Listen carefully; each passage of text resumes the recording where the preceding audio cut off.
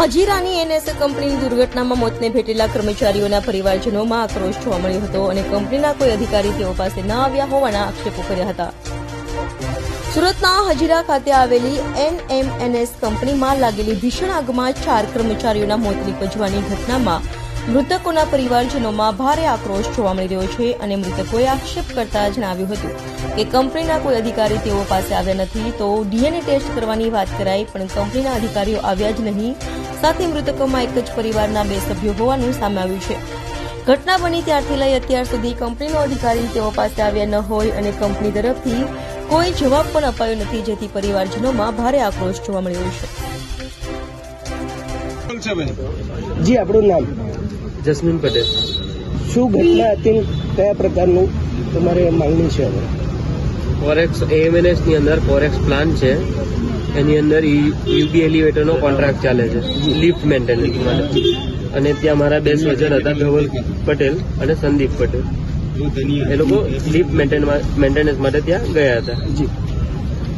હવે અમને 5:30 વાગ્યાની આજુબાજુમાં જાણ કરવામાં આવી હતી. ત્યાંથી એમના જે કોન્ટ્રાક્ટર છે એ એમના મારા પહેલાથી મેં એમને એક્સ એમ્પ્લોય હતો, એટલે મને કોન્ટેક્ટ કર્યો કે ભાઈ એ વ્યક્તિઓ નથી બહાર નીકળ્યા અને કોન્ટેક્ટ થતો નથી. એટલે મેં પાર્કિંગમાં બાઇક જોવા માટે ત્યાં ગયો. પછી એમના ઓનર પણ ત્યાં આવ્યા, એમના જે કોન્ટ્રાક્ટર ઓનર છે એ આવ્યા હતા. પછી એ લોકોને સિક્યુરિટીના પરમિશનથી અંદર જવા દીધું હતું.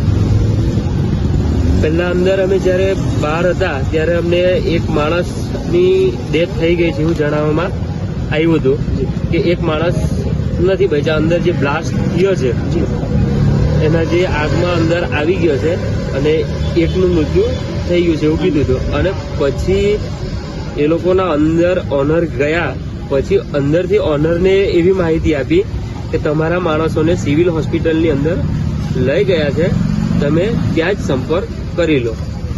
અને પછી અમે અહીંયા શિફ્ટ થયા. હવે તમારી માંગણી શું છે?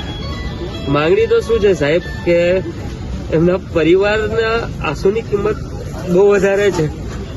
એમના પરિવાર માટે જેટલું કંપની કરી શકે વધારે એ કરે એવી માંગ છે મારી. ઓકે.